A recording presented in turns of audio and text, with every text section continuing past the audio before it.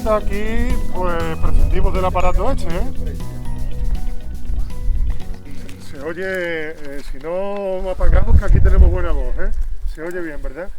Antes que nada, daros las gracias desde el colectivo Ecopacifista Solano por acompañarnos en esta actividad con la que intentamos entrar en la susodicha nueva normalidad, ¿no?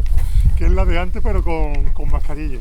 Así que os damos las gracias de verdad encarecidamente, porque sabemos que hasta cierto punto también es un sacrificio estar aquí con nosotros en estas condiciones, de distancia, de mascarilla, pero vamos a intentar hacerlo lo mejor posible para que todos hagamos una jornada sabiendo un poquito más de lo que nos rodea, que es muy rico, como vamos a comprobar a continuación, y aportando información que nos permita, pues sobre todo, proteger el inmenso, el ingente patrimonio que vamos a ver en el día de hoy y que vamos a explicar mi amigo Pepe y servidor. ¿Se oye o no se oye? Si hay algún problema, que si hace falta, bueno, el viso del Alcor, si queremos conocerlo en toda su magnitud, no puede ser disociado de un contexto que es el de la comarca de los Alcores. Y la comarca de los Alcores, sabéis que se caracteriza precisamente por este escalón en el que estamos nosotros y nosotras, ¿no? Estamos en una suerte de plataforma elevada sobre el nivel de la Vega, y es una plataforma muy particular porque está conformada por un tipo de piedra, no la hemos puesto nosotros, faltaría más. Esta que tenemos aquí, la calcarenita, que es un residuo fósil del mar, que fue toda esta zona donde nos encontramos nosotros. Es que explicamos lo de ese mar porque hasta cierto punto tiene que ver con el origen de las fuentes que vamos a estudiar. Esto no es algo discutible, porque muchas veces en otras excursiones nos han dicho, bueno, ¿y ustedes cómo sabéis eso? Y bueno, lo sabemos por la composición precisamente de las piedras.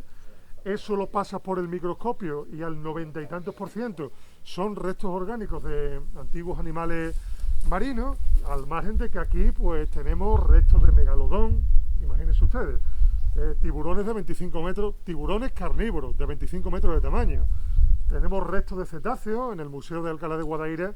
Bueno, tenemos un esqueleto prácticamente íntegro de ballenas de 8 metros de largo, le faltan muy poquitas piezas.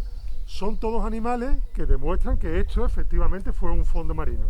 Los restos de esos animales primero conformaron o configuraron la vega, que era el fondo marino ancestral. Las arcillas estas azules, grisáceas que tenemos nosotros, el barro de nuestra vega, también está hecho de ese residuo. Pero la parte del Alcor se configuró un poquito más tarde, hace relativamente poco en términos históricos, 2-3 millones de años. Se produjo una fractura, se rompió una zona que era llana y se levantó el Alcor. Ese Alcor fue recibiendo aportaciones de los animales marinos que iban muriendo, de esos tiburones, de esos cetáceos, de esas ballenas y también de otros más chiquininos. Se iban adhiriendo a esa zona elevada, que es el actual escalón hecho de calcarenita. Muchos de ustedes tendrán en sus casas incluso dientes de tiburón, que aquí aparecen a millares en toda la comarca. Son residuos, son indicios de ese antiguo mar fósil que los geólogos llaman brazo bético, mar de Tetis. La nomenclatura es un poquito, en fin, dispar. Bueno, pues tenemos entonces la vega, que es el antiguo fondo marino. Después se levantó la zona donde hemos estado antes arriba, donde lo hemos visto, que queda en el punto más alto, casi a 40 metros por lo alto de la vega, y esa zona fue una zona de acantilado. El mar se fue replegando y el oleaje fue depositando paulatinamente este tipo de restos. ¿Por qué es importante tener relación con las fuentes que vamos a ver ahora? Una vez que ese paleomar o mar antiguo se retira del todo y se seca y se conforma en la parte norte, en las terrazas del Guadalquivir, por cierto, un Guadalquivir que estaba muy cerquita de los actuales términos municipales del Viso, Carmona, no como ahora que está muy desplazado hacia el norte. Pues bueno, toda esa zona, todo ese escalón elevado, está constituido por esta roca, muy porosa. Es una roca deleznable que se deshace con facilidad, pero tiene una virtud. Cuando cae agua funciona como si fuera una esponja y se embebe, se empapa. Lo que hace que en ese rompiente, en ese escalón que se levantara, surjan este tipo de oquedades, manantiales, que por lo general son naturales, que sin embargo la mano de hombre ha ido convirtiendo en fuentes. Repito, surgimientos naturales de agua que los seres humanos que han vivido en la comarca, lo sabemos ahora muy bien gracias a la arqueología, desde prácticamente el 6000 a.C. hasta ahora, han ido ampliando, porque ya sabemos que sin el agua la vida prácticamente es imposible. Vamos concretando ya. La que tenemos aquí, la llamada fuente del Sol, es una fuente proveniente de un manantial, de una surgente de agua, como os decía, del todo natural, pero que el ser humano va ampliando. Se van haciendo minas, en este caso estamos hablando de varios centenares de metros de profundidad, hasta captar el corazón, por decirlo en términos vulgares, de la bolsa de agua que abastecía esta fuente, o la fuente de la Muela, que vamos a ver seguidamente, porque las dos están conectadas. Hace muy poquito tiempo, donde está prácticamente el 70% del grupo, eso son materiales que los trabajos que ha hecho el ayuntamiento con la Asociación de Historiadores Fuente del Sol fueron saliendo de la mina que estaba taponada. Cuando se sacan esos fangos, ahí aparecen sobre todo restos de opus latericium, o sea, de ladrillos romanos y de tegulais, de teja. Viniendo ahora mismo para abajo, había un fragmentito, esto que tienen aquí, un fragmento de una teja romana, sería una pieza rectangular, y aquí arriba iba montada, en la parte más ancha, iba montada una teja que no es precisamente como la que utilizamos nosotros, que es semicilíndrica, es un poco diferente.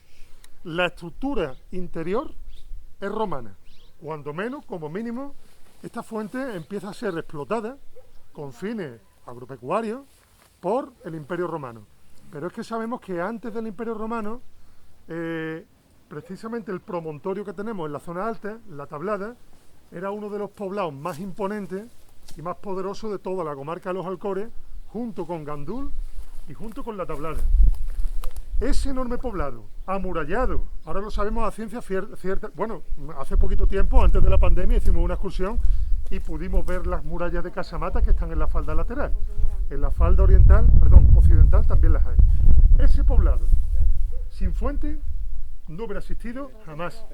El Viso del Alcor, que es un poblado medieval, sin fuentes, en plural, jamás hubiera existido.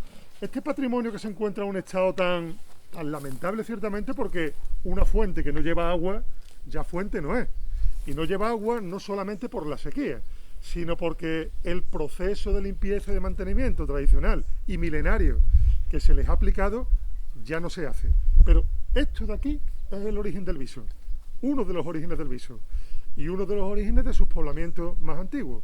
A los restos nos remitimos y vuelvo a insistir, debajo de vuestros pies tenéis quintales de ladrillos, de restos de teja.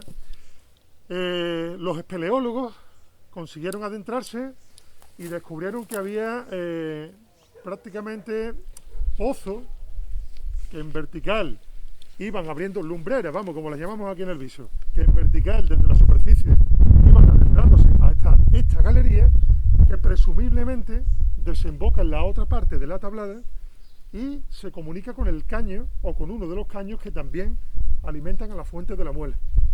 O sea que estos señores prácticamente atravesaron todo el corazón de la Tablada buscando su agua.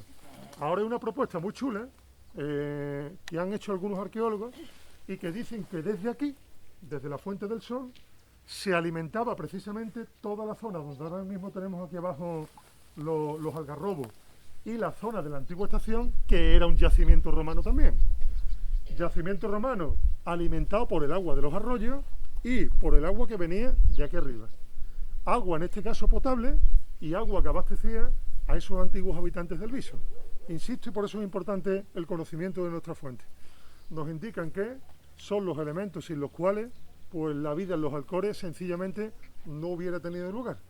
Somos nuestra fuente y daros cuenta cómo está. Esta de aquí, por cierto, es reciente, sigue la fisonomía un poquito de las anteriores, pero se restauró 3 veces seguidas en el mismo año en la anterior legislatura del PSOE. Y a martillazo limpio, algunos personajes anónimos las fueron destrozando, o sea, las hacían por la noche y las deshacían por la mañana. No es broma, es una realidad macabra. pero es una fisonomía bastante moderna. Las estructuras antiguas, las romanas quiero decir, tienen que estar seguramente bajo tierra y todavía por excavar. Y todo lo que hemos sacado de periodos antiguos proviene básicamente del interior. A partir de ahora, cuando hablemos de la Fuente del Sol, tenemos que hablar, por lo tanto, de una fuente milenaria. Fuente milenaria que en un primer momento alimentó a los poblados prerromanos, previos a los romanos, que vivieron en la zona de la Tablada.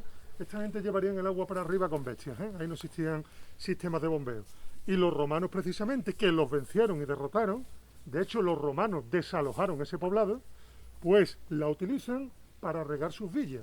Villas vienen a ser los cortijos de ahora, que estaban situadas más o menos a la altura de, vamos a ver unas cuantas, de la zona norte de la vía del tren, ¿vale? Muy cerquita de lo que sería el pie del Escarpe.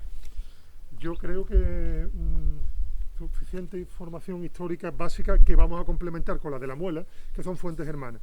Hemos dado una cosita. Os agradeceríamos que si tenéis alguna anécdota, datos que aportar, que seguramente nosotros conocemos, ignoramos, que hagamos de esto una charla pues interactiva, porque en la mayor parte de las excursiones saben más y se agradece nuestro público que nosotros. Por ejemplo, yo de uso reciente de la Fuente del Sol, pues no tengo ni idea. Uso reciente quiero decir a lo mejor de la época de mis abuelos, que no sé para qué valía. Seguramente para los huertos que había, pero a ciencia cierta lo ignoro. Pepe, ¿alguna cosita que decir o vamos ya? Si la gente tiene alguna pregunta también que la haga. Claro. ¿Alguna pregunta, alguna aportación? La orientación, a ver, que yo no las he marcado nunca y quiero ver la orientación de todas las fuentes. Esta es perfecta, el este. Que eso por temas religiosos seguramente, no lo sé. Pues... Pero esta es el este perfecto y vamos a ver las demás. Claro, además que el origen, Manuel, de Fuente del Sol, ¿por qué se llama del Sol? Ya. Tiene que estar ligado precisamente al punto por el que sale, y la orientación pues es evidente. Pero porque esta tenía un sentido religioso también. Exacto, seguramente los primeros habitantes de la Tablada, en época prerromana, se lo dan y se sigue manteniendo. Donde hay un primer asentamiento religioso, las culturas posteriores, en todo caso lo resignifican, le rezan a otra divinidad, pero se sigue manteniendo ese significado. Nosotros hacemos la romería en Alcaudete. En Alcaudete se han celebrado ceremonias de carácter religioso cuando menos desde el 3000 a.C. Y en esta fuente, y le agradezco a Manuel su aportación porque se nos olvidaba, en las torrenteras que se forman cuando viene cargada de agua han aparecido figurillas votivas como mínimo romanas, que las hemos conseguido fotografiar, muy fragmentarias, muy chiquititas. Entonces es una serie de votos que ciertamente tienen sentido o tienen relación con este tipo de manantiales, de surgentes, ¿no? ¿De dónde venimos? De la tierra madre. ¿Qué nos da la tierra madre? El fruto de nuestro esfuerzo, la agricultura, pero sobre todo el líquido elemento, el líquido esencial, sin el cual la vida es imposible. A esa diosa madre ya la llamemos Ceres, que sería la diosa de la agricultura romana, o ya llamemos Astarte o Istar, que era la de los cartagineses. Yo le traigo aquí la figurita agradeciéndole que gracias a ese líquido elemento es posible la vida. Parece que son cosas que no tienen sustancia y nada más incorrecto. Esto es el origen de lo que nosotros somos precisamente ahora. Y como veis, no está puesto en valor, al menos no debidamente, no hay cartelas explicativas. Se ha puesto la cancela más con la intención de que alguien se mate que de proteger el monumento. Hay muy poquito escrito sobre el tema que haya promovido una institución municipal. Está prácticamente todo por hacer.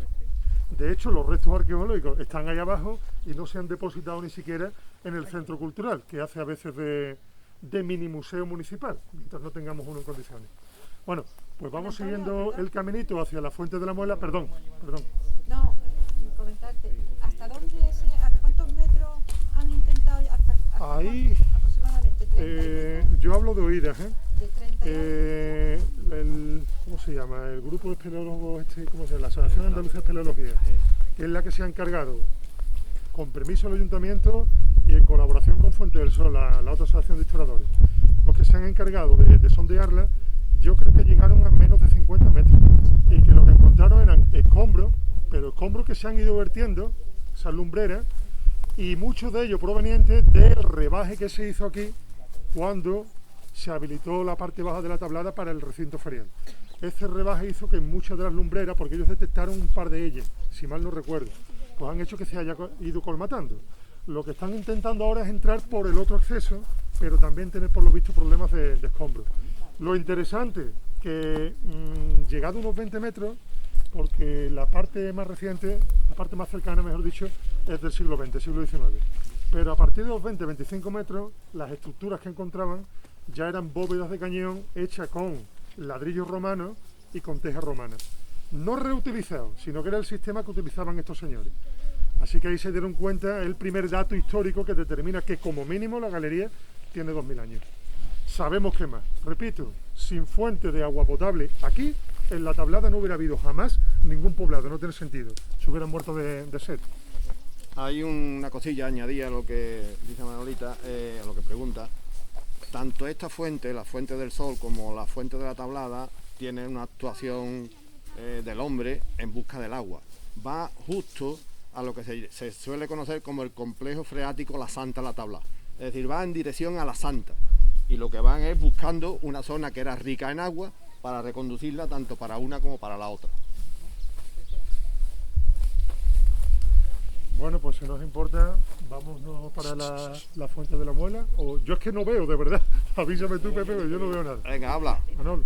Estoy recordando yo ahora el campo antiguo de fútbol que había aquí antes de hacer polideportivo. En la portería de arriba había una lumbrera, como has dicho, en el punto de penalti.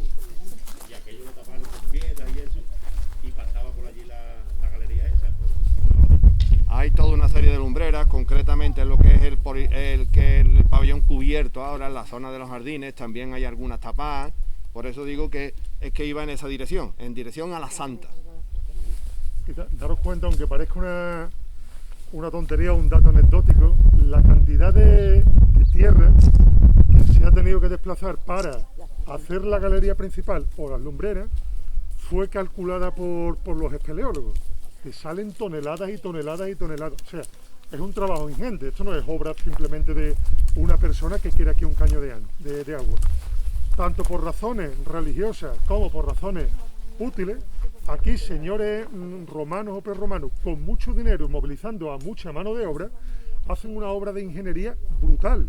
Esto es complicado, esto conlleva una serie de planificaciones, conlleva movilizar a muchísimo personal, conlleva además hacer una serie de cálculos que en el caso de que lleves el agua hasta abajo te permitan que alcance su punto de destino sin que se pierda, ni mucho menos. Por cierto, tienen que ser sistemas diferentes a las acequias son musulmanas. Los arqueólogos han planteado algo parecido a un sistema de acueducto. Ellos lo han planteado utilizando modelos matemáticos para ver cómo se puede llevar esto de aquí abajo sin que se pierda agua.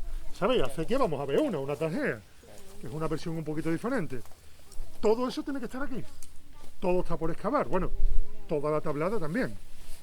Sin más demora nos vamos a la fuente de la muela, que es la hermana, y es la otra fuente sin la cual entendemos el poblamiento aquí en la zona. Cuando le caía un futbolista de Valcurado. Está maravilloso. De agua de la muela.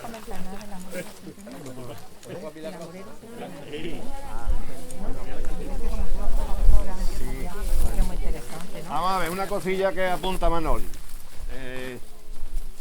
Nosotros tenemos previsto hacer las distintas paradas.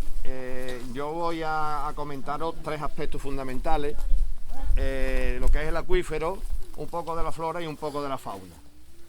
Pero hablando sobre todo de la flora, aquí tenemos un ejemplar, que es la morera. Esta morera que tenemos detrás está protegida por el ayuntamiento.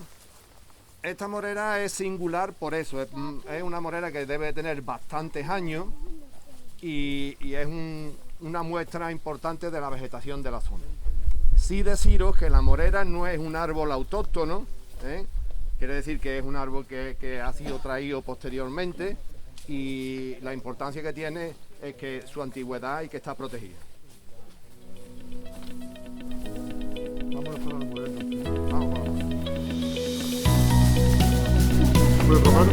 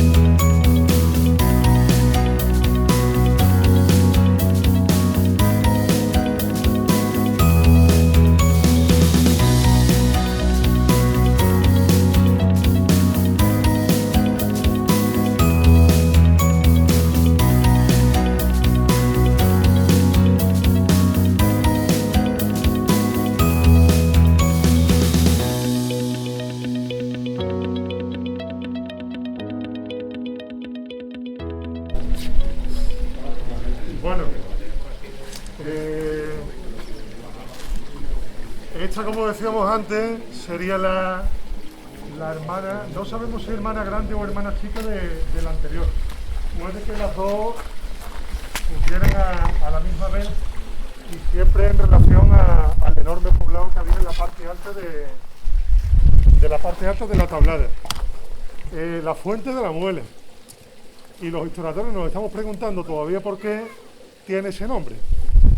Y no tenemos respuesta para ello. Se alude muchas veces a la presencia de una antigua piedra de molino, que fuera el origen de la denominación actual, pero esa piedra de molino aquí al menos no apareció nunca. No tenemos documentación que hable de ella. En el Viso sí hubo dentro del término municipal molino. Desde que los condes del Castellar se hacen con el término, pues tienen uno que puede que alguno de vosotros hayáis conocido, muy cerquita de la cafetería Boni. Ahí estaba el molino del conde o molino del marqués del Moscoso, que es una rama familiar secundaria de la familia a la que pertenecía el término del Viso. La muela y molino, por lo tanto, a nosotros no nos convence mucho, porque el resto de esa infraestructura no ha aparecido y no hay documentación que hable de la presencia en este lugar de un molino, salvo que estuviera bajo tierra y lo desconozcamos. Hace poquito tiempo se publicó un trabajillo aquí en el Viso que tiraba más de etimología, tiraba más un poquillo de filología, de estudio de las palabras.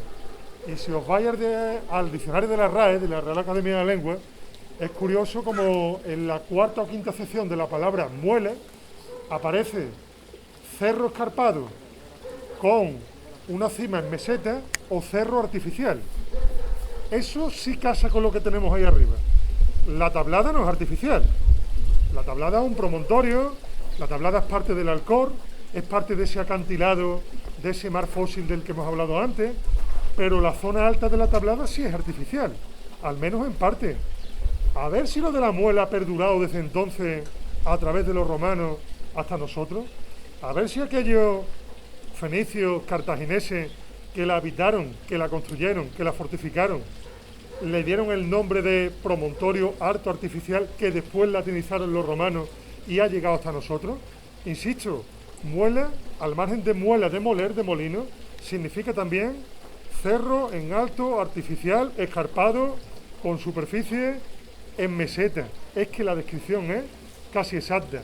De todos modos, a falta de excavaciones arqueológicas, solamente nos quedamos con teorías.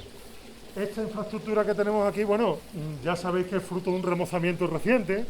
Se ha hecho hace muy poquito tiempo, siguiendo la maqueta que facilitó un vecino del Viso, Enrique, vamos, que vive justo detrás. Por cierto, no es del todo fiel a la maqueta, porque en la de Enrique, estas almenitas que tenemos aquí aparecen también en los laterales, aparecen 3 aquí en el muro, y el pobre hombre insistió, pero no se le ha hecho caso. Con todo, tiene una forma bastante parecida a aquella fuente donde los candareros con sus mulos y con sus bestias cargaban el agua todavía potable, o supuestamente potable, y la abastecían al resto de la población del Viso. Volvamos al principio que expresamos y explicamos antes. Son, nunca mejor dicho, fuentes de vida. Esta de aquí abasteció, nutrió al pueblo del Viso, que la obtenía pagando impuestos al señor de la villa, conde del Castellar, después marqués del Moscoso, que tampoco era gratuita. La otra opción sería sacarla de la fuente de los Sardinas, que vamos a ver ahora, pero ese agua nunca ha sido potable. O te desplazabas aquí, o te ibas ya a la zona de Moscoso a Lunada, que es donde vamos a acabar nosotros nuestra ruta. Ahora podríamos hablar un poquito de los usos del agua. Uno, el principal, es el abastecimiento de ganado o de personas, y después aquí hay una serie de infraestructuras que se han perdido o se ven parcialmente, que estarían en la zona baja, que es la zona de los lavaderos. Habéis visto además la tajea, el caño de agua, es reciente, sobre eso va a hablar mejor Pepe, que es experto en la materia, que es algo relativamente próximo a nuestro tiempo, pero que indica que también la irrigación de huertos como el que tenemos aquí abajo ha sido uno de los usos que se le ha dado a este manantial. A este manantial siempre vehiculado por la mano del hombre. Por lo visto parece que deja de ser potable cuando se descubre que parte de los caños, de los veneros de los que proviene este agua, cruzaba la zona de los pozos negros del pueblo vecino y del Viso del Alcor. Ya sabéis que lo del váter y las cañerías y demás es una cosa bastante reciente. Y en aquellos pozos negros de las casas donde se acumulaban las heces y demás, se iba acumulando un sustrato que acababa en la capa freática y finalizaba aquí. Eso provocaba pues disentería, enfermedades de todo tipo, lo que la hizo no potable. Y a día de hoy el problema ya tiene que ver, al margen de ese sustrato infecto anterior, con la nitrificación, el vertido de aguas ilegales. Ya habéis visto lo que hemos denunciado últimamente en Paviso, la utilización abusiva de pesticidas, herbicidas, fertilizantes. Es decir, el agua que nos ha quitado la sed durante milenios, a día de hoy ya no se puede beber. Pepe. Bueno, yo me voy a echar un poco, como hay distancia, me voy a echar un poco bajo la mascarilla, porque así creo que se me escucha algo menos. Bueno, en principio yo le agradezco a Juan Antonio eso de experto, pero lo tengo que entrecomillar, yo soy poco experto. Me ha gustado mucho como se ha anunciado en el cartel, yo soy maestro de adultos y poco más. Sí que es verdad que he tenido ciertas aficiones y he leído sobre estos temas y algo sé que intentaré transmitir, ¿no? Bueno, en principio, como habéis visto, la ruta de hoy vamos de fuente en fuente. Hay toda una serie de fuentes y todas ellas están en el escarpe de los Alcores. Si continuásemos hacia Carmona, seguiríamos encontrándonos en el escarpe fuentes. Y si volvemos hacia Alcalá, también. Lógicamente esto tiene que tener una explicación, que es la que vamos a intentar voy a intentar exponeros ahora mismo. A ver, ya Juan Antonio ha dicho que la comarca se estructura en tres partes bien diferenciadas. Estamos en el escarpe, una pendiente, en algunos sitios acantilada, en otros sitios más suave, pero pues, que marca un desnivel entre la primera zona o una de las zonas, que es La Vega, y la zona alta, que son las terrazas del Guadalquivir. Esas son las tres zonas que tiene nuestra comarca de los Alcores. ¿Por qué todas las fuentes que vamos a visitar y las que os he dicho están aquí y no están arriba o están en medio de La Vega? Pues tiene una explicación que está bastante estudiada, ¿no? La explicación se llama el acuífero Sevilla-Carmona. El acuífero Sevilla-Carmona antiguamente se denominaba con el número 28, era el acuífero número 28, y es un acuífero, una zona rica en agua que hay entre Carmona y, aunque la denominación es Sevilla, pero prácticamente es Alcalá de Guadaira. Y dos hermanas.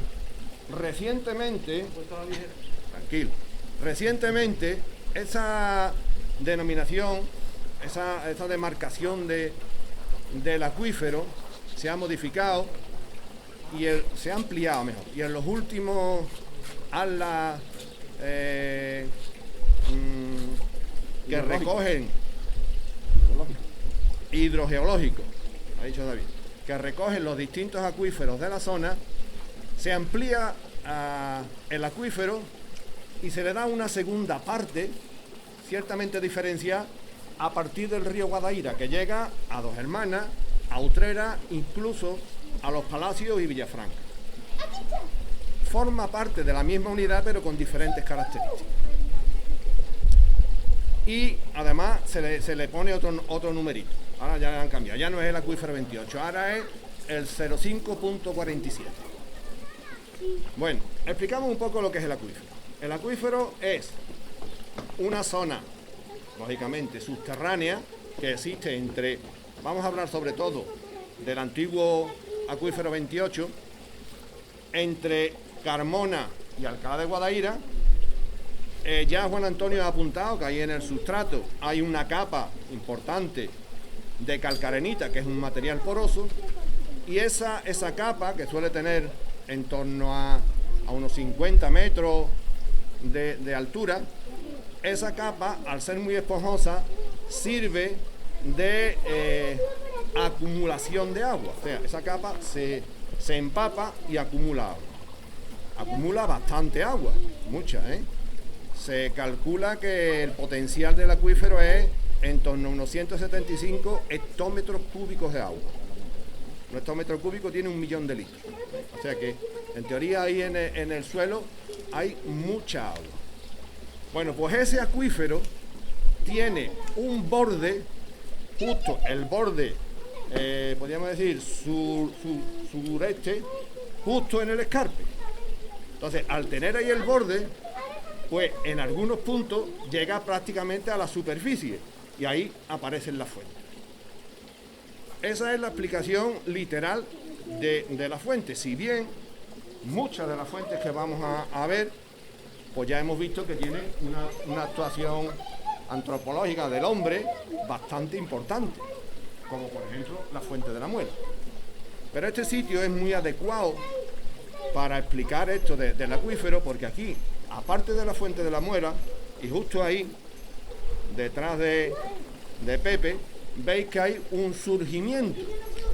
Ese surgimiento, ahí no hay ninguna actuación antropogénica, ahí no hay, el hombre no ha tocado. Es un surgimiento natural procedente del acuífero 28.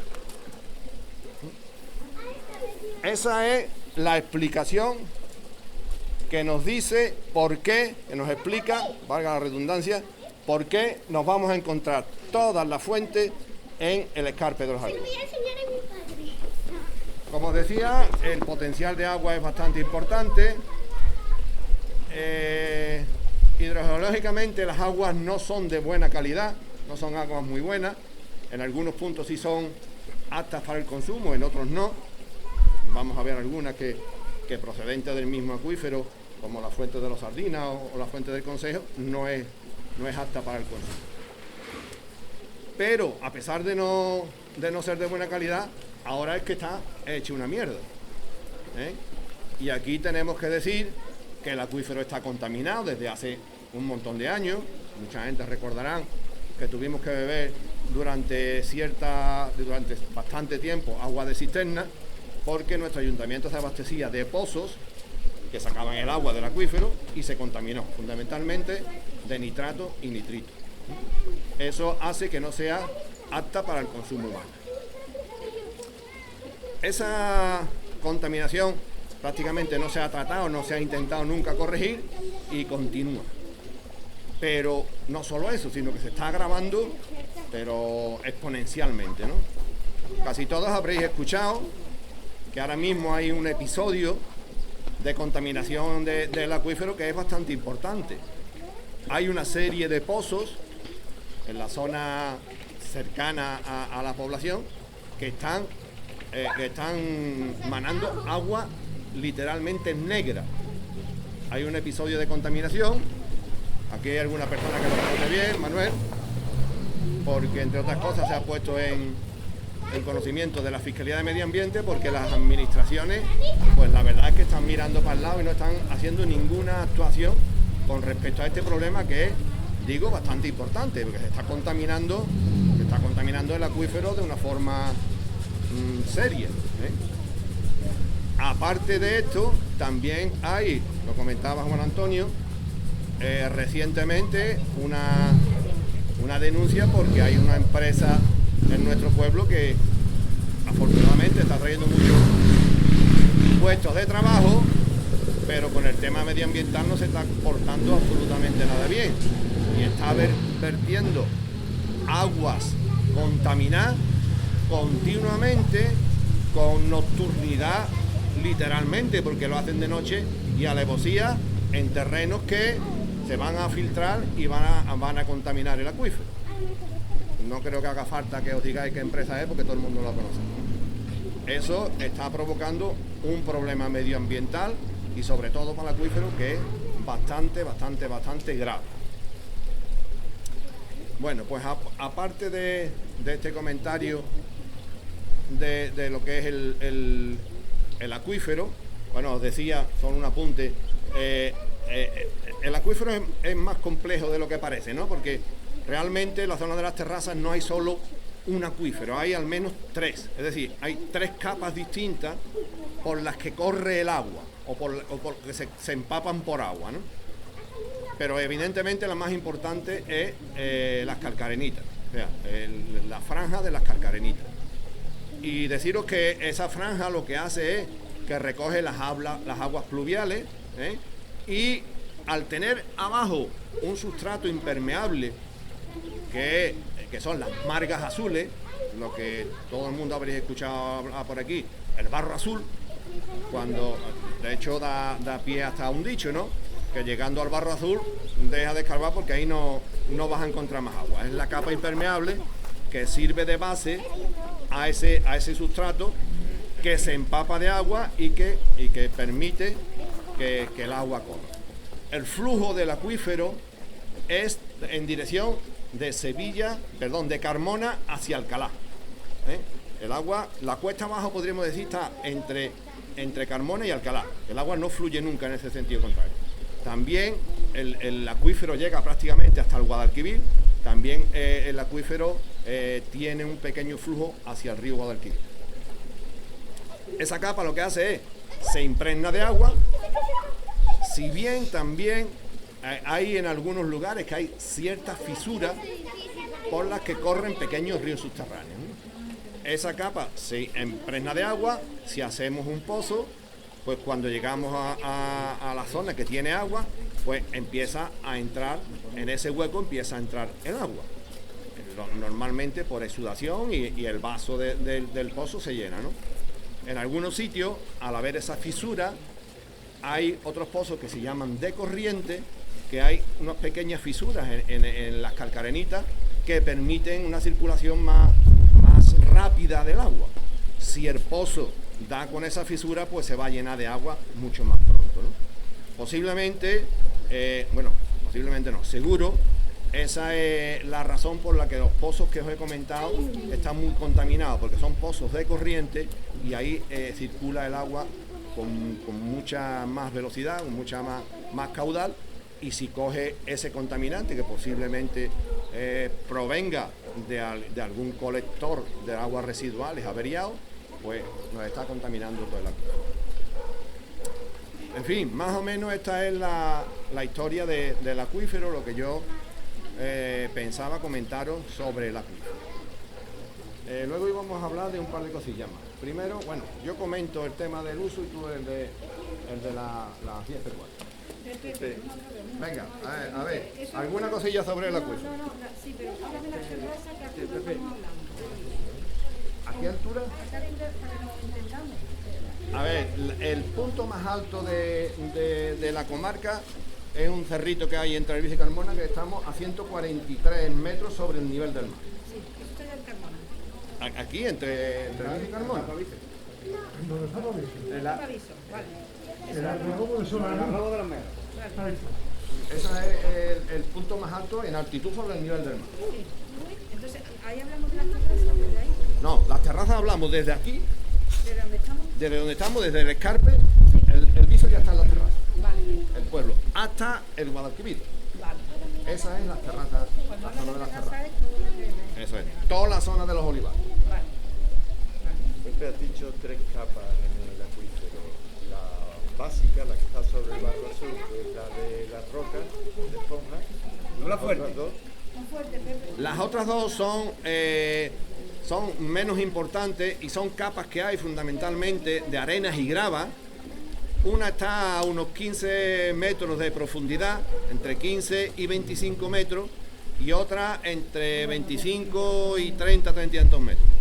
Eso, al hacer arenas y grava, también permite la circulación del agua, porque son terrenos permeables. Esas son las tres capas que se consideran acuífero. Es el mismo acuífero, pero tiene esa pequeña división. La que lleva más agua, evidentemente, es la capa de las calcarenitas. ¿Ya habéis hablado de la cueva que hay ahí, debajo de la tabla? De la cueva. La cueva que hay ahí con agua, debajo de la tabla. Lo que pasa es que eso hace ya un montón de tiempo, que cuando niños entrábamos ahí con la paragata. Sí, vamos, yo le he comentado a Pedro que ahí hay una cueva, pero esa cueva, la verdad, yo creo que está poco investigada. Ahí no es una cueva de limo, porque posiblemente las de limo son estas de aquí. Esta de aquí es una Sí, galería. pero estas son hechas recientemente. Sí, ¿no? esta está justo detrás de la higuera que vemos allí.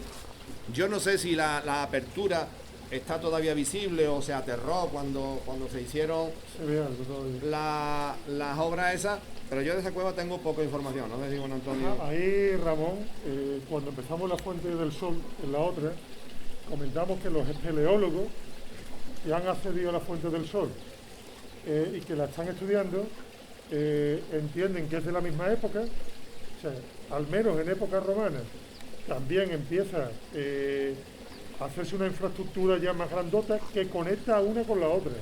O sea, la Fuente del Sol y esta de aquí, teóricamente están intercomunicadas en horizontal y después comunicadas con la superficie a través de lumbreras que ya se han ido colmatando. Lumbreras que son las minas, lo que le llamaban minas. Exacto. las bocaminas. Yo esta, Las vamos, bocaminas como- había por todo esto. Las bocaminas. Había, vamos, ya están tapadas, pero había una ahí arriba, otra más allá en la rotonda de la otra, y había unas pocas de bocaminas. y aquí en la feria.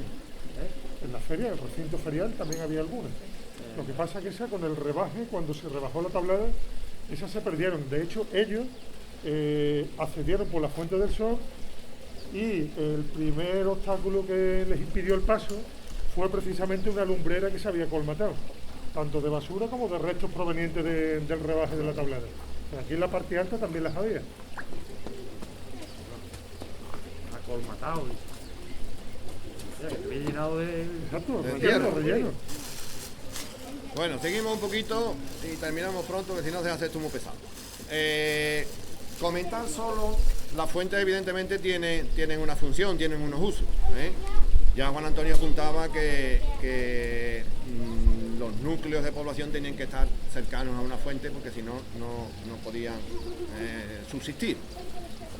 Los usos de esta fuente concretamente sí que son muy ejemplares. O sea, aquí ha habido un aprovechamiento, creo que máximo, de las aguas que emanan de este manantial.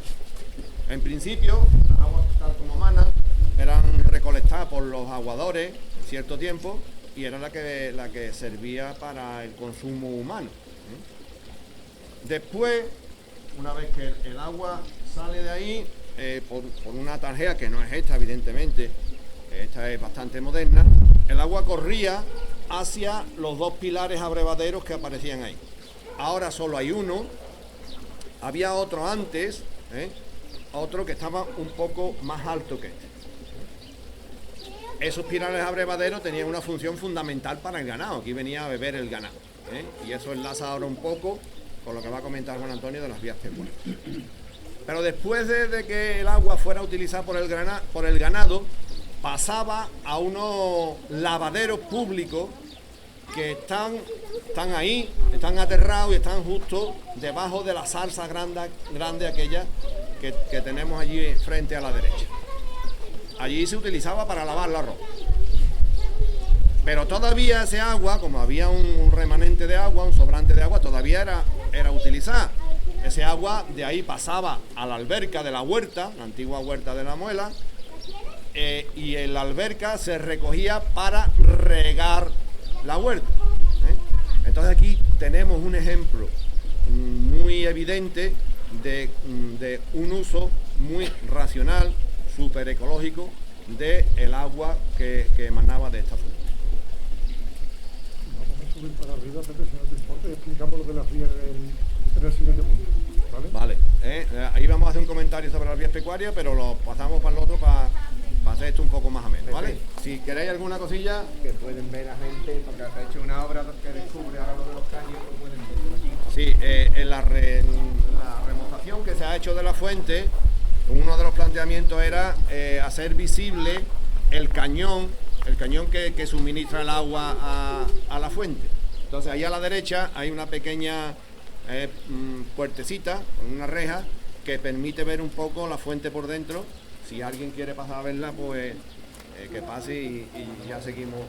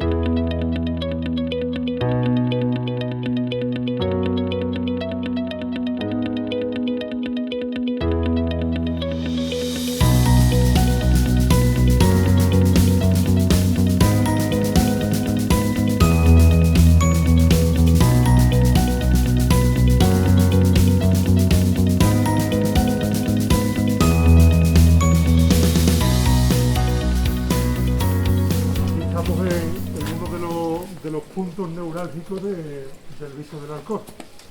Es que muchos autores locales y no solo entienden que de aquí nace el viso.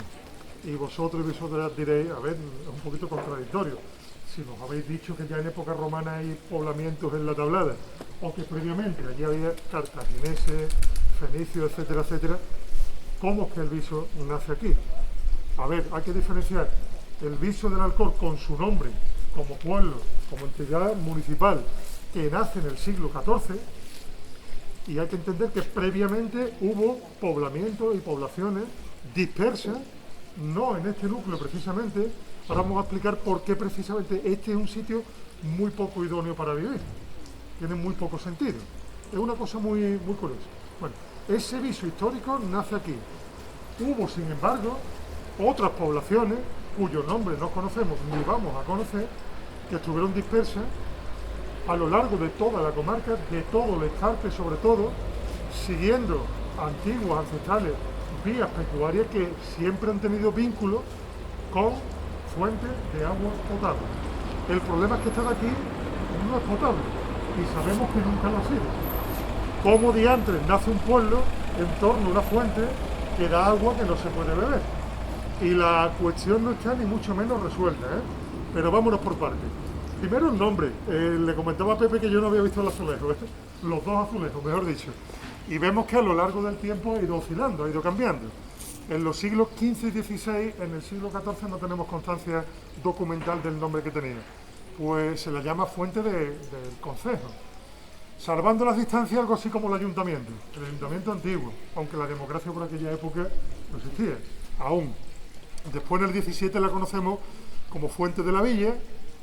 Fuente Vieja se ha conocido de manera popular a lo largo del tiempo, y del 17 al 18 aparecen los documentos como la Fuente del Palacio.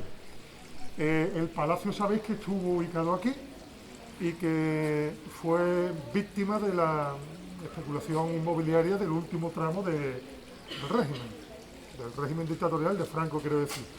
La fuente se ubicaba afuera y era una fuente que se usaba básicamente o para irrigar la huerta abajo, la única que teníamos en pleno centro histórico, que todavía sigue activa, o para las bestias, o para la fuente de los mercedarios. El convento de los mercedarios, cuya iglesia todavía conservamos, tenía la casa, que actualmente es una suerte de museo.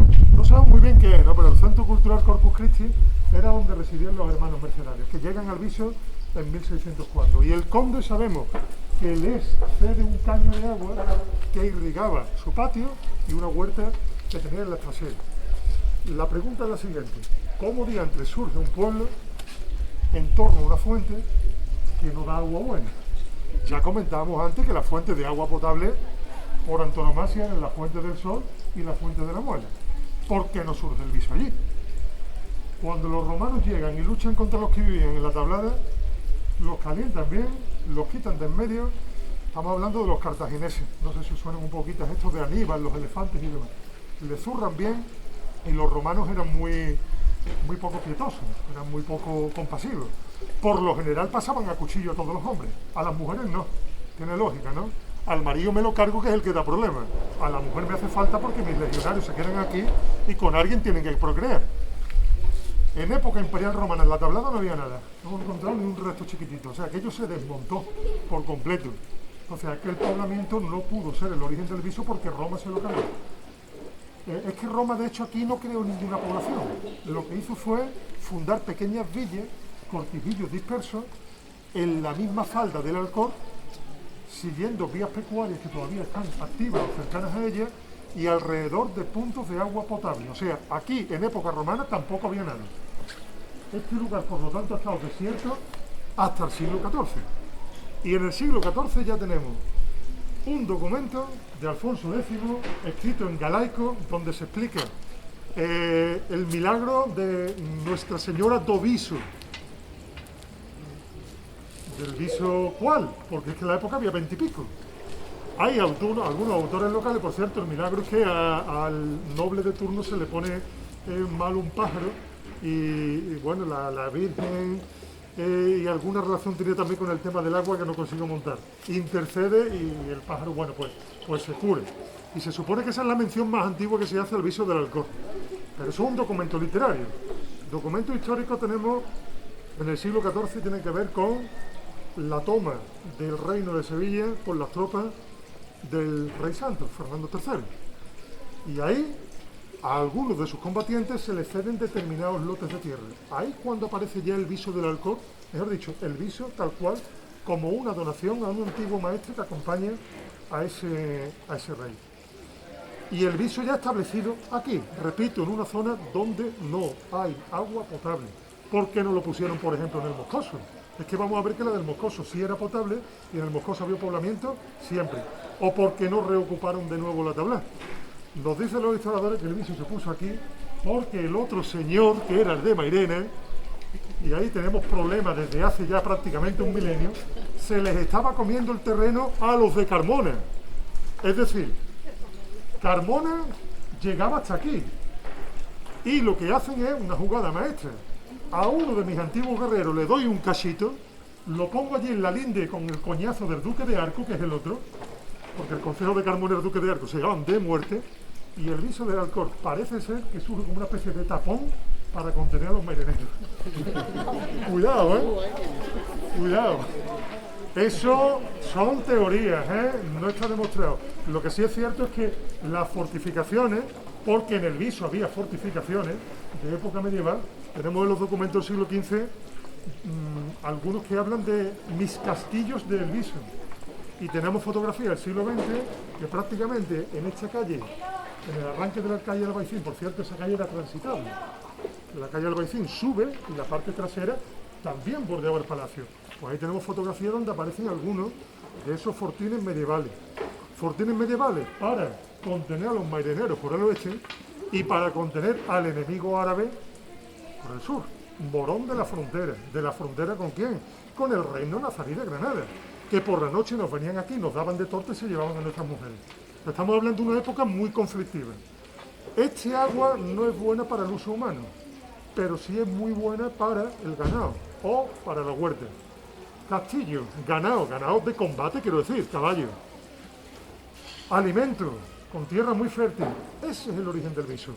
Zonas altas donde si falla la defensa te puedes proteger. Y se supone que antiguos moravitos o eremitorios donde los franciscanos fundan o ponen las primeras piedras de nuestra iglesia, que tenemos aquí arriba. ¿La fuente explica el poblamiento primero del viso? Sí, pero no por el hecho de que sea potable. No sé si conocéis el castillo de las Aguzaderas, en el Coroní. O se va para Montellano y demás, un castillo más precioso, visitable, y el agua del arroyo que pasa justo debajo del castillo, curiosamente, tampoco es agua potable. El castillo de las Aguzaderas se hace precisamente para mantener el agua en la que abrevaban los caballos de los musulmanes que los levantaron. Entonces nos dicen algunos historiadores locales que aquí se pone el fortín porque es un cruce de caminos, vienen los que provienen de La Vega, vienen los que provienen de Mairena.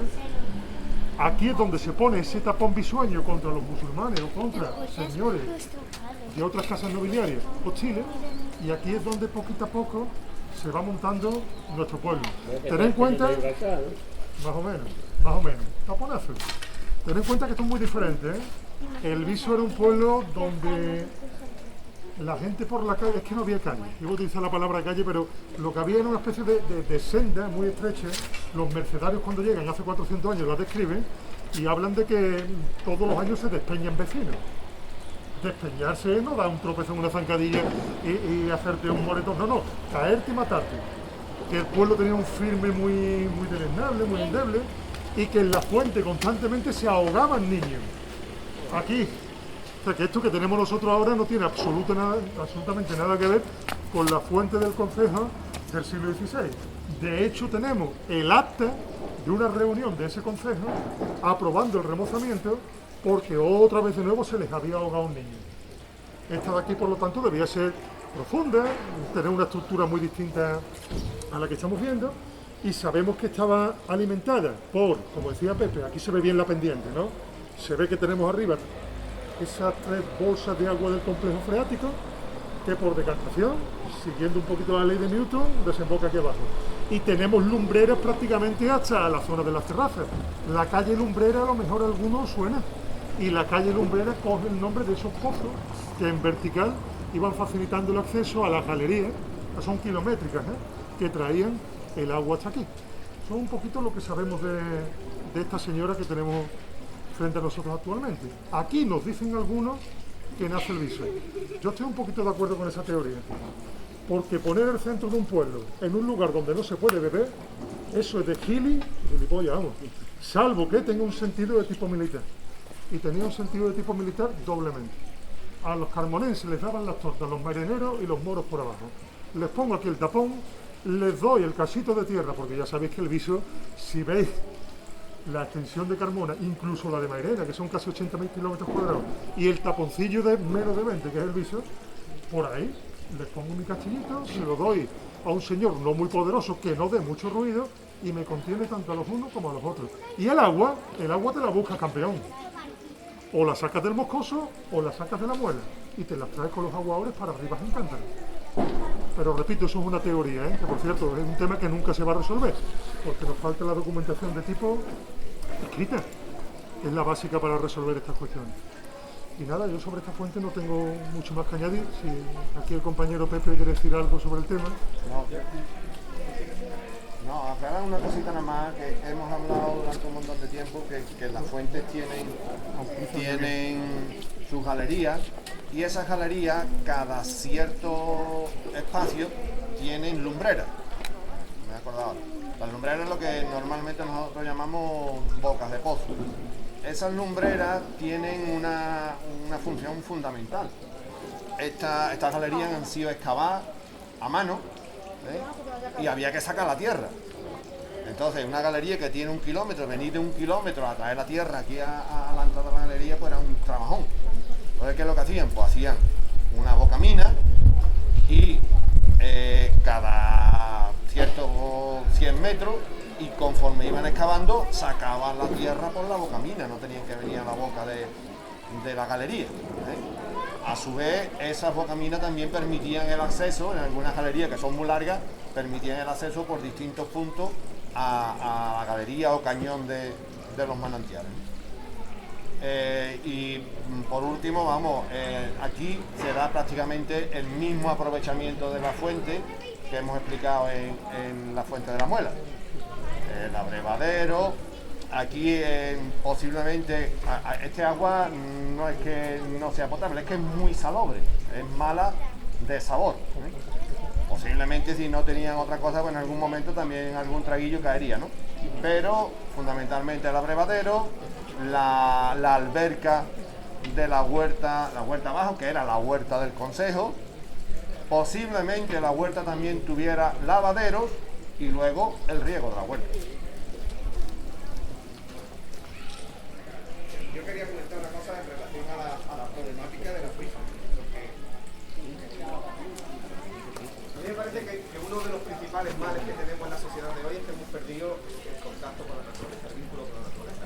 Somos una sociedad tan urbanita que ni siquiera el abastecimiento ya depende de nuestro territorio.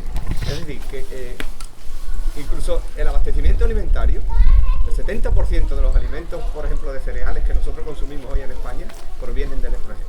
Pero bueno, en el Viso en concreto, un recurso tan extraordinario como es el acuífero, el agua, que siempre que nos ha servido, como están explicando muy bien los compañeros, nos ha servido históricamente para el abastecimiento humano, nos está sirviendo, nos sirvió en el pasado, nos está sirviendo en el presente, para el cultivo, para la huerta, para las granjas.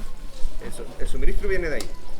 Pero es que nos va a servir muchísimo en el futuro. Es un auténtico tesoro que nos va a hacer mucha falta en el futuro. El cambio climático es una realidad que la tenemos a la vuelta de la esquina. En breve habrá problemas de sequía, falta de agua. Y estamos convirtiendo el acuífero en una auténtica cloaca. Eso no se puede permitir.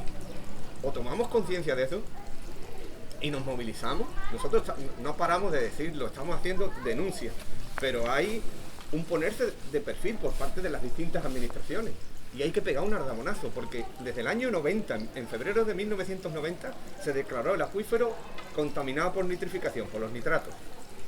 Las causas de la contaminación me imagino que las conocéis todo el mundo. desde el uso y abuso de los pesticidas en la agricultura, pero muy fundamentalmente también la nitrificación que provocaban los purines de las granjas, que antes no se controlaban. Hoy hay balsas de control de esos purines, antes no las había, y fue una de las principales causas de la contaminación del acuífero.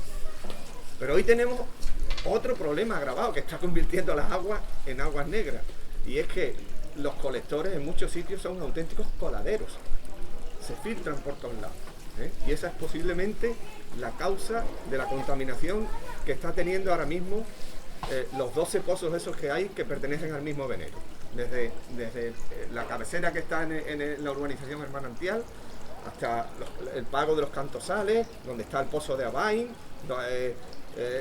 la urbanización de los Bancales, lo de Clavinque en Mairena, así hasta Torreblanca. Todo ese venero está contaminado, ¿no? Y no podemos permanecer impasibles ante eso, porque es que eso a las generaciones futuras les va a hacer falta.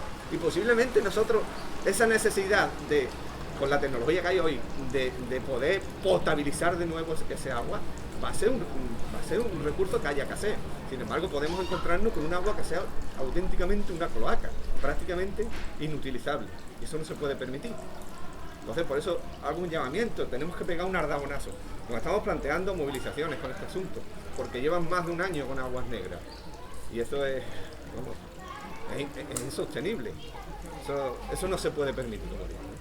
Entonces, os hago un llamamiento para que estéis atentos, porque posiblemente en breve hagamos algún tipo de movilización para llamar la atención y para que se pongan las pilas. No hay, en el año 93, nosotros éramos un chiquillo, el colectivo Copa Civista Solana era un chiquillo cuando ya planteó un plan de recuperación integral del acuífero. Pues no hay ese plan. Hay una gestión del acuífero, pero tratándolo como si fuera un enfermo irrecuperable. Y eso es lo que no se puede permitir. El acuífero no es un enfermo irrecuperable. El acuífero se puede recuperar. Puede haber planes de vigilancia, planes de saneamiento del acuífero. Claro que los puede haber. No hay ningún control sobre los pozos negros, sobre los pozos sépticos. Y hay cientos de pozos sépticos. Y quien tiene la guardería del agua debería de tener ese plan de vigilancia.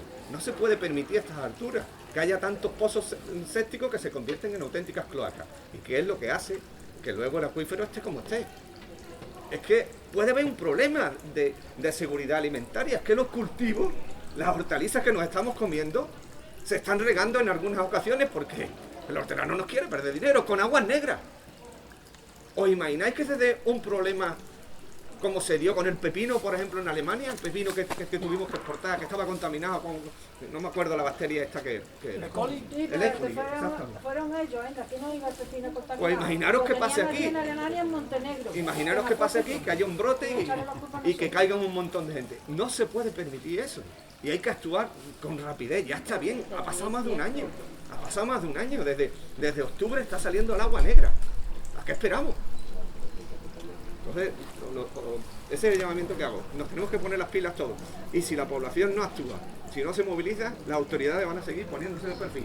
Esto no es un problema que le preocupe a la gente. Si a la gente le preocupa y sale a la calle, al final ellos se pondrán las pilas para intentar resolver el problema. Si no, pasarán.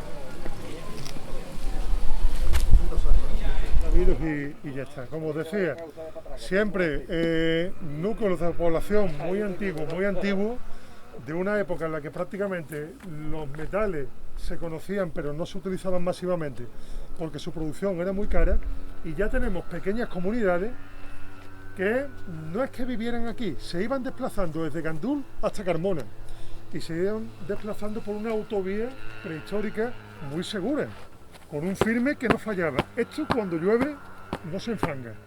Probad a circular por la Vega en el momento que caiga un poco de agua, o por la zona de las terrazas.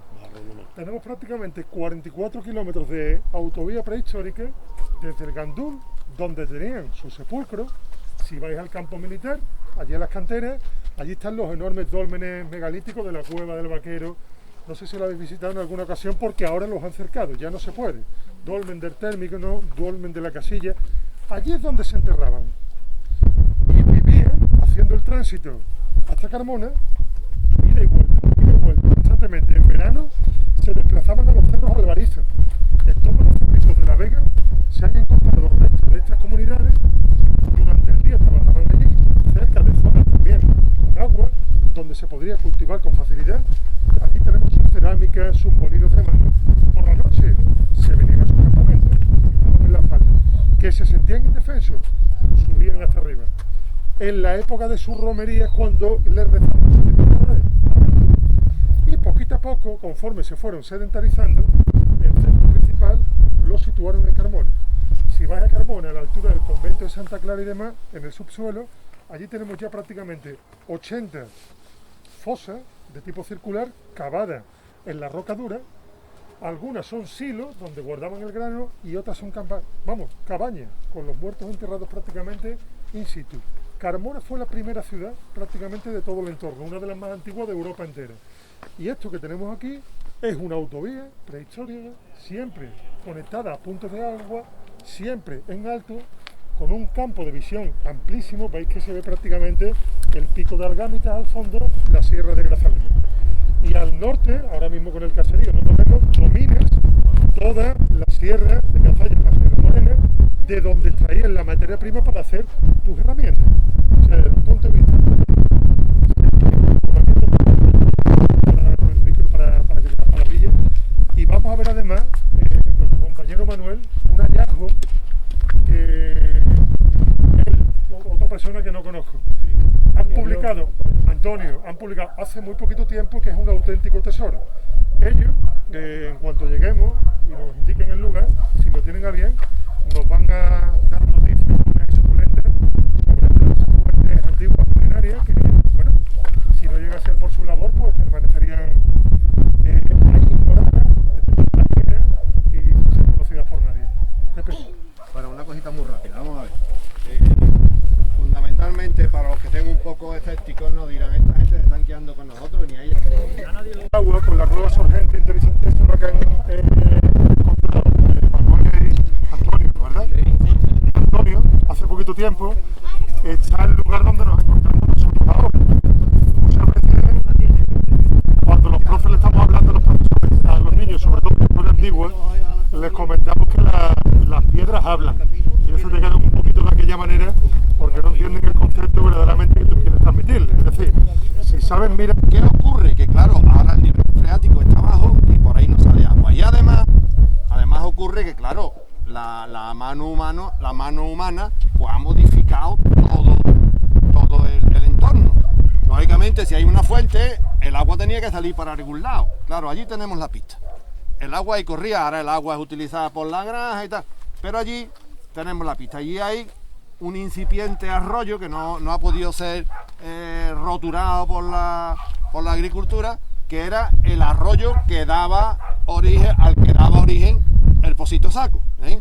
Si esto estuviese de una forma mucho más natural, pues ahí habría, como vamos a ver más adelante, ahí habría un arroyo que recogería las aguas desde la fuente, tendría su vegetación, tendría su fauna, etcétera, etcétera, y a la vez también recogería las pluviales de cuando lleve ahí había un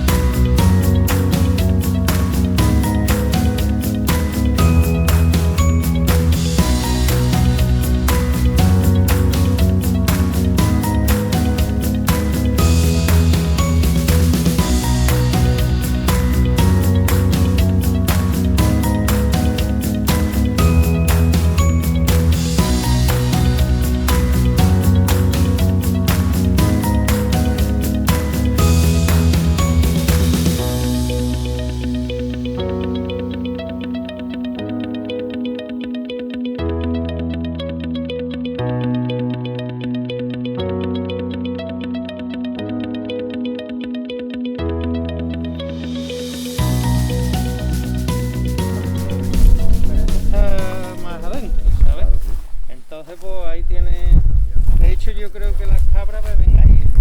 Eso es lo que tiene agua.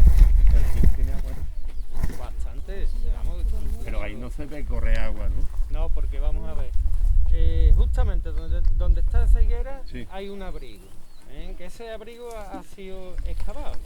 La antigüedad de ese abrigo no sé la que puede tener, pero a ese abrigo desembocan dos minas de agua, una con agua bastante clara y la otra que está descubierta. La principal discurre aquí, mira al este, que lo quiero comprobar, mira exactamente al este, y la otra está a su derecha y mira hacia lo que es la luna por este lado. Entonces, el agua manaba a un abrevadero que hay abajo. Manuel, y sí. Entonces, claro, este hombre sabía lo que tenía ahí, lo que no sabía a lo mejor lo que era, pero sabía que era una boca mina con agua.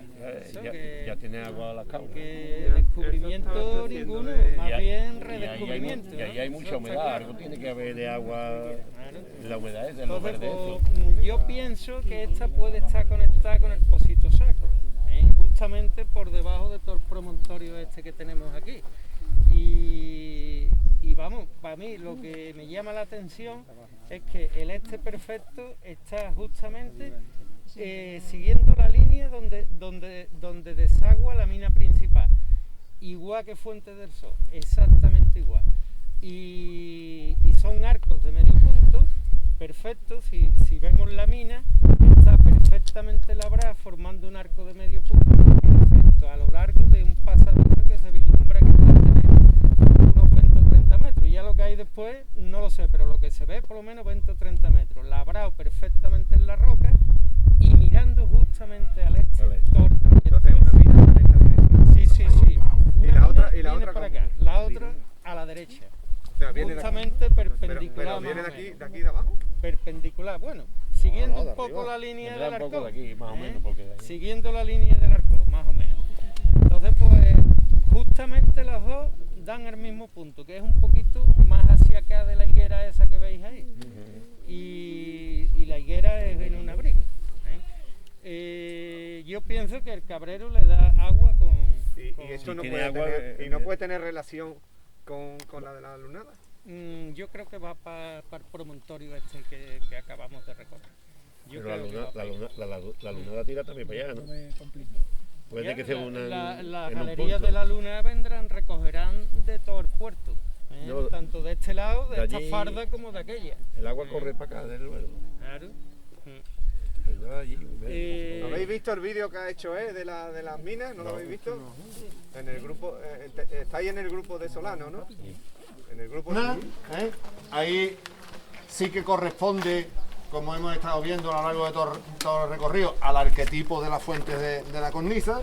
En la misma cornisa, ahí había como una oquedad pequeñita y un chorrito de agua que salía, la fuente de la luna. La fuente de la luna, junto con la fuente del sol, son las que aluden a los astros, con lo cual nos indica que sí que han tenido mucha relación con los ritos religiosos. Y por tanto, posiblemente algunas de las fuentes unían a los asentamientos más antiguos de la zona. Posiblemente la fuente eche todavía un poco de agua. Antiguamente se recogía ahí con una goma, la pasaban a la alberca de la huerta. Aquí volvemos un poco al mismo aprovechamiento que se hace la mayoría de las fuentes. Y poco más tengo yo que decir de la fuente de la lunada. No sé si Juan quiere comentar algo. Si no, nos vamos un poquito más para abajo y vamos a hablar para que veamos un poco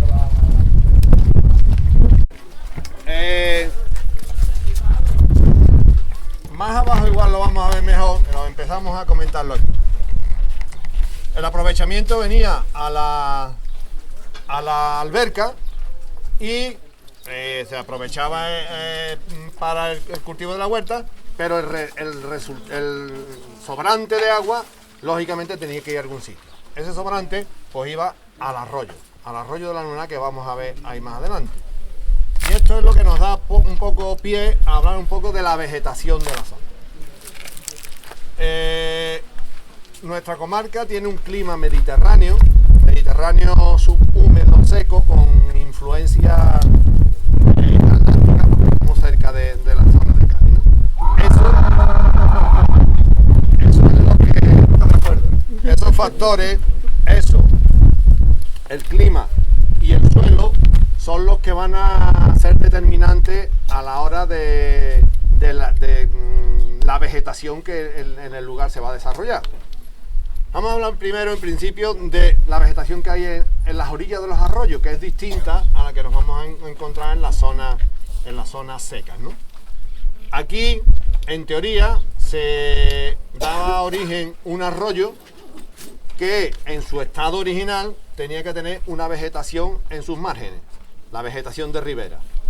Esa vegetación, en principio, estaba compuesta fundamentalmente por álamos blancos y álamos negros, sauces, olmos, tarajes, incluso algún aliso. De la mayoría de los árboles, quitando el aliso de esa ribera, tenemos muestras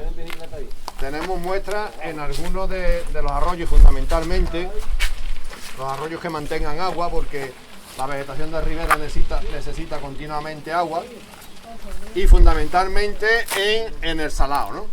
Que es el río que más se asemeja a estos arroyos originales, y que sí que mantiene un caudal como para mantener la vegetación casi original de la zona, siempre que no haya sido esquilmada, que es lo que ocurre en la mayoría de esos sitios, ¿no?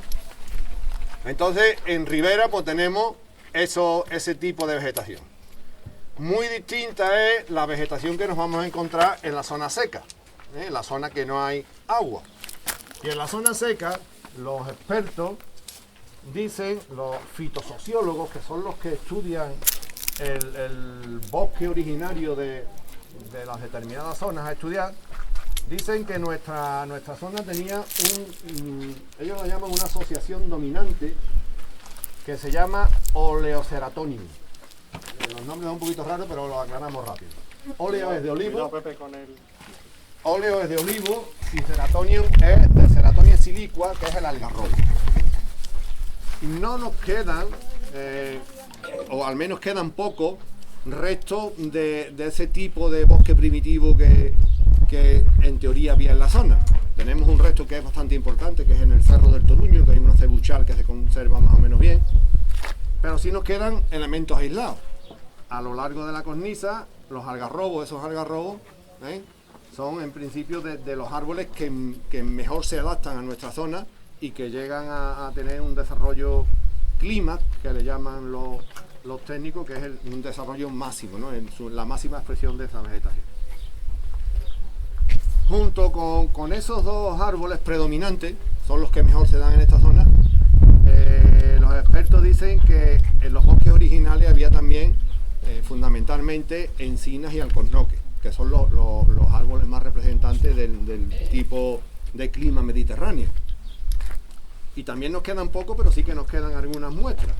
En la zona del Judío, Triguero y eso, hay encinas, en los cotos hay encinas, y alcornoque hay poco, pero tenemos unos magníficos ejemplares que se conservan todavía en Gandul. Eso es la vegetación esclerófila, la vegetación de secano, que en principio debería de tener esta zona. Claro que hemos hablado de los árboles, pero había más plantas. Asociado con esos árboles, en el dominio Oleoceratonium, se asocia fundamentalmente, hay un bosque de matorral que definen los técnicos como, otro nombre rote, Asparagetum rhamnetum. Asparagetum es de espárrago, el espárrago es Asparagus alba, que lo vemos por aquí montones de veces, es una de las plantas dominantes, y rhamnetum se refiere a Rhamnum lisioide, que es un arbusto que también se suele ver con frecuencia, que es el espino negro. Esos son los árboles que la vegetación asocia a toda un montón de especies, de plantas estacionales, la vegetación que en principio era más frecuente en esta zona. El número de especies, tanto de árboles no mucho, pero de matorral alto como de especies herbáceas es enorme. Ahí no vamos a entrar. Sí que son muy representativos, lo vemos por aquí con cierta frecuencia el tomillo, que es también típico de nuestra zona, incluso el poleo, que también en algunas zonas cercanas al agua también se da con mucha frecuencia. El hinojo es matorral alto, también es típico de la zona. Todo lo que está condicionado por un suelo muy especial, que es el albero. El albero fundamentalmente en el escarpe, el tomillo.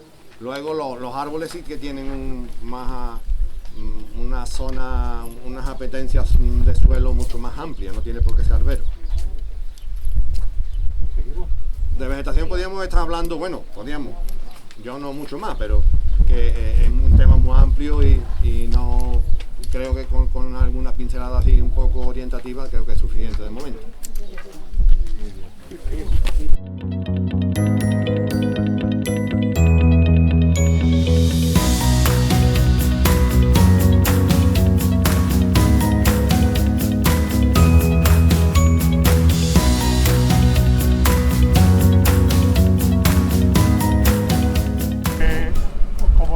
El nombre de moscoso o de moscosillo que estamos usando ahora proviene precisamente de una rama secundaria de la Casa del Castellar, que de manera casi indirecta hereda el señorío del Viso del Alcor. O sea, a este hombre prácticamente le toca el gordo, porque además era una rama de una casa nobiliaria venida menos, y se encuentra con una serie de posesiones sobre todo de tierra, ciertamente fértiles. Hace muy poquito tiempo un historiador local ha encontrado el elenco, el listado de las especies que aquí tenía, en este preciso pago, plantada el Marqués del Moscoso. Y curiosamente era una huerta de regadío gracias al caño de agua, a través del cual podía abastecer toda su propiedad, con sobre todo preeminencia de plantas que a día de hoy a nosotros nos resultan un poquito exóticas. Empezamos con la morera, pero es que el Marqués del Moscoso aquí tenía 70 moreras plantadas, era el árbol predominante, tenía mucho naranjo en esta zona. Nosotros relacionamos sobre todo con la zona de las terrazas, pero no hace tanto tiempo, en esta zona que parece ahora prácticamente eminentemente de secano, pues teníamos árboles sobre todo frutales o de tradición hispano-musulmana.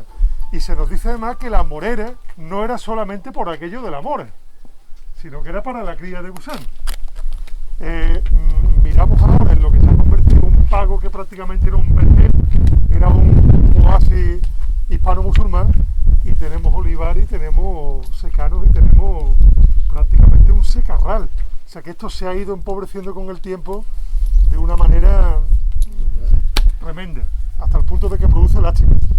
Mirad, la fuente que hereda este señor del Moscoso ha sido tan importante para la historia de nuestra comarca que ha hecho de este lugar el único que desde que llegaron aquí los primeros seres humanos ha estado de manera continua poblado. Siempre desapareció el poblamiento en la Tablada, desapareció en Alcaudete, prácticamente como hemos visto en la zona centro del Viso. En la época romana tenemos el vestigio del barrio de las Anchoas, pero de época cartaginesa no tenemos nada. Aquí, sin embargo, están registrados todos los periodos. Si entráramos en la finca de la Fabiana, que está de aquí, en las cartas arqueológicas aparece como Rancho del Zurdo. El Rancho del Zurdo aparece porque el arqueólogo que vino habla con un zurdo que tuvo alquilado una finca aquí los 2 días que le estuvo trabajando. Pues el Rancho del Zurdo es famoso en Europa entera. Y resulta que en la época el dueño no era zurdo. Esa era la casilla La Fabiana. Exacto, ahí te conoces. Finca La Fabiana, casilla La Fabiana, y no aparece en ningún documento como Fabiana. Los historiadores locales estamos intentando recuperar ahora mismo ese nombre, porque la casilla de La Fabiana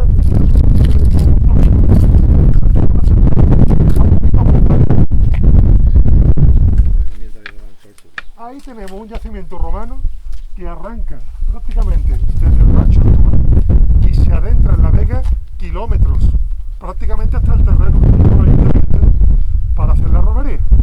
O sea, uno de los yacimientos romanos más grandes de toda la comarca de los Alcores y sin duda el más grande del Viso.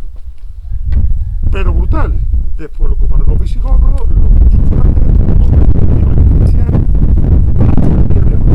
El porqué, la fertilidad de la tierra, regado el arroyo del que ya ha hablado previamente nuestro compañero Pepe, y con un caño de agua inagotable hasta hace muy poquito, que dotaba estas propiedades precisamente de agua fresca, potable, que hasta el día de hoy, hasta hace muy poquito, se ha estado aprovechando en abundancia. Los bosquetes de ribera, como habéis visto, han desaparecido. Aquellos usos razonables del agua de los que venimos hablando desde hace tiempo se han perdido. El respeto mismo por el agua prácticamente ha desaparecido, y está en nuestra mano el retomar de todas aquellas usanzas pasadas lo que de positivo tenían. Hemos hablado de determinadas fincas que contaminan, de determinados propietarios que abusan de pesticidas, herbicidas, que nitrifican la tierra, pero es que nosotros mismos, ya recordaréis en los años 90, cuando el agua aquí escaseaba y tenemos que salir con pipas a la calle a recogerla con la garrafa, hasta que hemos vivido la carestía, y sin embargo no hemos aprendido nada del tema. O sea, el lema de Solano era aquello de piensa en global, actúa en local, y muchas veces tendríamos que plantearnos que para actuar en local tenemos que empezar en el mismo cuarto de baño o en el grifo de la casa, ¿no? Olvidamos muy pronto. Exacto. Y a partir de ahí, respetar el agua, recuperar determinados usos y reivindicar, por ejemplo, la integridad para estos parajes que tuvieron hace cuestión de muy pocos años. Es que muchos de los aquí presentes habéis conocido esta zona con otros cultivos, otro paisaje, otro paisanaje, otro tipo de relaciones de la gente con respecto a la tierra, cosas que han desaparecido, se han convertido prácticamente en fósiles. A mí me da pena, por ejemplo, y yo entiendo que el hombre del camión de leche tenga que subir, que caminos ancestrales, caminos milenarios, porque este de aquí es milenario, estén encementados de esta manera, y que tengamos ahí un residuo de arroyo fósil, que prácticamente vegetación de la que ha hablado Pepe, nada de la China. ¿Dónde están los olmos, los álamos blancos? ¿Dónde están los tarajes? Pero es que si nos vamos a las otras torrenteras y arroyos, exactamente igual. El ser humano supo crear una suerte de comunión entre lo que somos y la naturaleza, y la ha mantenido durante prácticamente 5.000 años en este sitio en el que nos encontramos ahora. En lo que llevamos del siglo XXI y en los últimos 50 del siglo XX, ese equilibrio se ha roto y lo hemos mandado a freír espárragos. Independientemente de la mano del hombre, no ha podido ser también que la sequía lo vaya secando. Es que, a ver, buena pregunta. Sequías tenemos de tipo climático natural, ya sabemos que el eje de la Tierra oscila, en determinados momentos estamos más lejos, más cerca del Sol, etcétera, etcétera. El cambio climático también se explica en clave natural, del todo. Pero la oscilación de temperatura, los cambios pluviométricos que estamos teniendo últimamente, eso no se han registrado en un breve lapso de tiempo, jamás con antelación. Ahí la mano del hombre, de manera decidida, ha tenido que ver. Y claro, es evidente. Sí. Ha habido muy poquitos periodos históricos en los que el ser humano haya presenciado un cambio climático en una generación. Nosotros lo estamos viviendo. Es que hablamos con nuestro mayor y dice, niño, mira, no es que yo choche, es que esto no era así. Y hablas con el meteorólogo o con el experto en clima y te dice, efectivamente, desde que tenemos mediciones, o cuando se hacen paleomediciones, no sé si habéis visto muchas veces los documentales de la 2, que hacen una trepanación en el polo, te sacan un tubo de 200 metros de profundidad de hielo antiguo y van viendo cómo ha ido cambiando el clima. Lo que está pasando ahora no es normal. Y lo que está pasando ahora lo estamos provocando nosotros. Sí, esto era un ejemplo de armonía entre el hombre y la naturaleza, un ejemplo que es posible, si ponemos voluntad en ello, y actualmente es un ejemplo de lo que no debería ser, desgraciadamente. Y ese es otro. O sea, en lo que se ha convertido la Vega, sí, claro. Ahí tenemos un problema, porque si el cambio climático es uno de los principales desafíos que tiene la humanidad, el precipicio biológico es otro. Cuando hablo de precipicio biológico, quiero decir que hay 200 especies animales y vegetales que se pierden al día. Y la biodiversidad es un todo, donde todo está interrelacionado, todo es interdependiente. Las distintas especies son como piezas de un mismo coche. Si te falta un tornillo, el coche empieza a fallar. Pues lo mismo nos ocurre a este todo que es el planeta, que es la biodiversidad, ¿no? Y en relación a esto hay una cosa muy importante. Cuando se hizo la obra de los colectores de la Avenida España, ahí, hacia esos colectores de la Avenida España, donde está Invirza, ahí vierten todas las aguas del polígono y parte de Huerta. se hicieron sobre un terreno muy poco firme. Hubo una gran lluvia, se movieron, hicieron ahí un arreglo chapucero, y cuando estaban cerca de la rotonda haciendo el enganche para el colector que va hasta la depuradora, porque las aguas residuales del pueblo van todas conectadas en dirección al Parque de la Muela, del Parque de la Muela hasta Mairena, donde está esa especie de acueducto que hay en Mairena. Allí está la depuradora del Viso y de Mairena. Antiguamente el colector terminaba justo ahí y vertía a cielo abierto por el arroyo de la Luna. Ahora va subterráneo. Sí, Bien. ya. Pues ahí en la rotonda de Invirza, cuando estaban haciendo las obras, se cargaron la galería romana que había ahí de estas fuentes, se la cargaron. Con lo cual, cuando hay un aporte de lluvia muy importante, el colector se desborda, se filtra por un tubo y va todo a parar a la fuente del Moscoso. Más de una vez ha habido aquí problemas. Este hombre ha puesto varias denuncias porque le han abortado las ovejas bebiendo agua. El agua está. Vitamina el agua esta. Y un último apunte, porque me parece muy importante. Tenemos que tomar conciencia de que sin biodiversidad no hay vida. Por eso decía que si importante es el desafío que tenemos con el cambio climático, que influye a su vez la biodiversidad, más importante es la extinción de especies todavía. Porque es que nosotros dependemos de las distintas especies por los servicios que nos prestan, y que nos vamos a encarar y se van las especies como está viendo, ¿no? El tema de la vega es lamentable. Pepe hablaba de la vegetación autóctona de aquí. Ahí había una vegetación. Capa la vega, a ver si encontramos algún árbol. Pero es que no ya solo los árboles, sino que tiene tierra, se ha comido todos los padrones, porque no tiene padrones. La avaricia rompe el saco. Los padrones han desaparecido, los padrones se han quemado, se han roturado, se han quemado, y los arroyos que son, pues son la reserva de la biodiversidad, el refugio de la... Termina, que yo quería terminar un poco con este tema, me lo estás pisando. Bueno, pues... No, iba a decir eso, que es el refugio de las aves insectívoras, de las aves rapaces, que juegan un papel fundamental en la agricultura, porque son las que acaban con las plagas, las que se comen los insectos, las que se comen los ratones, las que se comen las ratas que hay en la Ya está, David, deja de este hombre. Que te levantes la charla. Yo iba a hablar de eso un poco antes, pero antes de hablar, aquí tocaba hablar un poco de la fauna. Antes quisiera hacer una llamada de atención. Aquí parece que la fuente del Moscoso nace allí en el pilarillo que tiene el chorrito. Aquello es una obra reciente, no es así. Este manantial, esta fuente, corresponde, ahora hemos dicho, a la fuente de la Cornisa de los Alcores. Tiene justo detrás, está canalizada allí, tiene una pequeña galería que se adentra un poco en el escape buscando el agua y corresponde al arquetipo de fuente. Prácticamente todas las fuentes de la cornisa son muy parecidas. Esta también. Y como decía, aquí vamos a hablar un poco de la fauna, pero ya vamos a hablar un poco. Hablar de la fauna, tendríamos que hablar de las distintas clases de seres vivos que hay en la comarca. Tendríamos que hablar de los insectos, de los reptiles, de los anfibios, de los mamíferos, y ya a la hora que no creo que corresponda, porque entre otras cosas la mayoría de ustedes conocen los animales los más representativos, pero sí que quería yo hablar de la biodiversidad, de la importancia que tiene la biodiversidad y de algunas pistas que nos está dejando por aquí la biodiversidad. Ya hay, yo al menos echo de menos, hay algunas ya certificadas, pero yo echo de menos toda una serie de animales, incluso de plantas, que están desapareciendo. Eso es un indicador de que, bueno, y eso así a bote pronto, yo que conozco 4 especies, no conozco la totalidad de las especies que habitan, de seres vivos, tanto animales como plantas, que habitan en la cornisa. Está certificada que ha desaparecido la ranita verde, la ranita de San Antón. Yo la he visto cientos de veces, fundamentalmente en el Parque de la Muela. La isla meridional, de aquí sí. En las huertas también se veía con mucha frecuencia. Esa está certificada que de aquí ha desaparecido.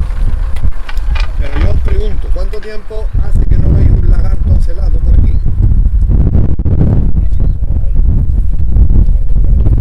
Los hay, pero eran muy frecuentes, en esta zona eran bastante frecuentes. Yo hace unos pocos de años que no veo el lagarto. Hay dos tipos de verde amarillento, que además es un rústico precioso. Prácticamente se está perdiendo. Por aquí por la Villa Verde había un montón. ¿Cuánto tiempo hace que no veis una salamandra? Yo desde que era niño. No digo yo que haya desaparecido, pero puede quedar alguna en algún caso muy poca. El tritón, que también se veía por aquí en las lagunas. Hay un insecto que también desapareció, que es una especie de zapatero, que se llama Colupteris virgo. Hay algunas plantas. Yo tenía por aquí localizada una planta que le he perdido la pista ya, la cola de caballo, Equisetum arbensis, que es una planta muy interesante. Sigue existiendo en algunos sitios, ¿no? ¿Dónde? No recuerdo ahora exactamente, pero ¿Dónde? vamos, cuando lo recuerdes que lo dices. Eso, me Cuando lo dices. te lo digo, pero que hace... no Yo hace- tenía localizada una pequeña comunidad muy cerca de aquí y ya no existe. Son algunos ejemplos de los que a mí se me vienen a la cabeza. Ya digo que yo de esto sé muy poquito, ¿eh? Pero esto me indica que se está perdiendo mucha biodiversidad a una velocidad muy grande y que eso es un problema importante para el ecosistema. Y punto. Y nos vamos a tomar una cerveza. La mariposa, cuando mariposa no se ve una mariposa volando nunca por aquí, ¿eh? De vez en cuando, de vez en cuando. De vez en cuando. Ya que lo Sí, sé. sí. Yo en mi casa la he visto, ¿eh? El año pasado le hicimos un planteamiento al ayuntamiento que era, el colectivo le había presentado un proyecto para reforestar todo esto, desde ahí, desde el pilón para abajo, reforestar. Esto es un camino público del ayuntamiento. Entonces queríamos reforestar.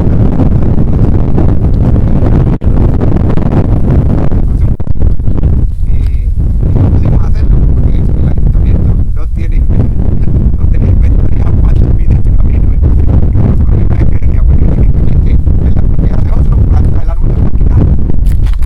No podemos hacer ese proyecto.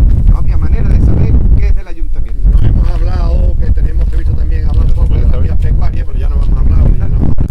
Pero es importante el tema de las vías pecuarias, que tenía que tenerlas inventariadas en condiciones el ayuntamiento, como los caminos rurales, que también está obligado el ayuntamiento a tener el inventario, está obligado por ley. Tiene el inventario, lo que no lo tiene registrado, ni lo tiene integrado en